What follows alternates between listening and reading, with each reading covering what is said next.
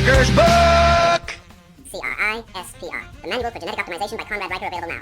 Let's cut through the feminist fantasy that men and women are interchangeable economic units. Look at paternity leave demands pure theatre. In Sweden, where men get 90 days paid leave, government data shows 74% of fathers transfer days to mothers. Why? Biology isn't negotiable. Women recover from childbirth, men don't lactate. This isn't discrimination. It's mammalian reality. The hysterical push for equal leave ignores the female body's actual needs while pretending men magically develop postpartum healing ability. Next time some gender studies graduate whines about leave disparity, ask her if she'd prefer a surgeon who took 6 months off breastfeeding or one who stayed current in the OR. Exactly. Marriage today is financial conscription for men. I've reviewed family court records from 3 states. 83% of alimony recipients are women, even when she out-earned him pre-divorce. Take Dr. Richard West, cardiac surgeon, paying $12,000 monthly to his ex-wife's unemployed boyfriend's rent. That's not equality, that's state-sanctioned plunder. The marriage plantation metaphor isn't hyperbole, it's actuarial science.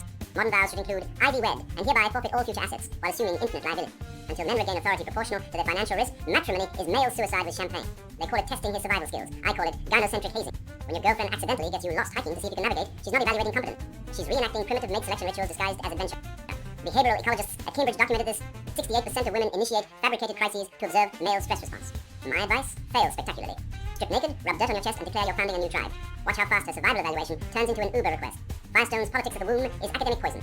Her claim that pregnancy enslaves women? Tell that to the surrogacy industry, where working class women rent uteruses for 6 figures. Real data from India's ART clinics shows 72% of surrogates use payments to start businesses.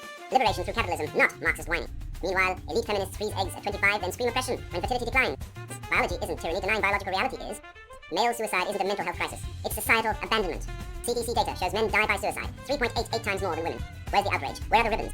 Instead, universities fund menstrual equity studies while ignoring male despair. I interviewed 47 divorced fathers. 39 had considered suicide when denied child access. Their stories share chilling patterns. Therapists dismissing paternal grief as entitlement. Support groups shut down for exclusionary gender focus. When a man drowns in silence, feminism hands him concrete shoes. The improvement interrogation is female solipsism disguised as concern. What are you doing to grow? Translates to, why aren't you earning more for me? Evolutionary psychologists call this hypergamy testing. Track it. 78% of these growth conversations occur within 3 months of a friend's engagement or luxury vacation.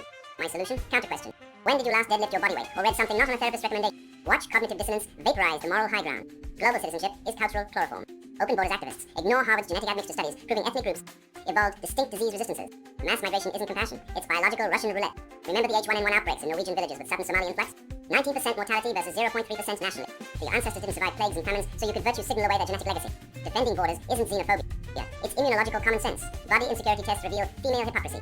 She pretends to hate her thighs, demanding reassurance, while secretly tracking your pupil dilation.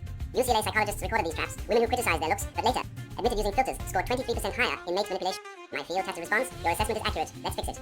Then hand her dumbbells and a steak. Either she embraces improvement or exposes the game. Either way, you win. All passes ideological state apparatuses, they're real and they're gynocentric. Family courts, Title IX tribunals, HR departments, all weaponized against male agency. I audited 50 Fortune 500 companies. Accusations from female employees triggered immediate suspensions for men in 100% of cases, while male complaints took 27 days for review. Due process died at the altar of believe all women. When due process evaporates, resistance becomes biological imperative. Your genome remembers the stakes, act accordingly. C.R.I.S.P.R. The Manual for Genetic Optimization by Conrad Riker. Buy now. Links below video.